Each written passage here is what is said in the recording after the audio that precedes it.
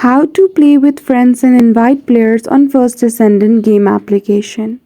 In this video, I will show you how can you easily play with friends and other people and form a party on First Descendant game application. So without any delay, let's get into it. For that, firstly open your game application and go to the menu. After you go to the menu, from the above you will see the option of social.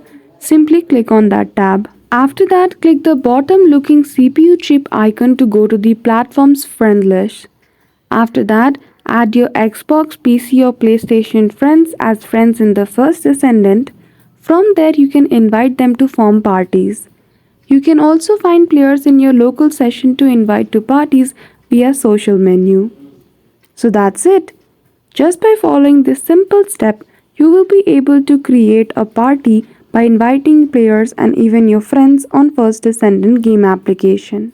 So I hope you found this video helpful.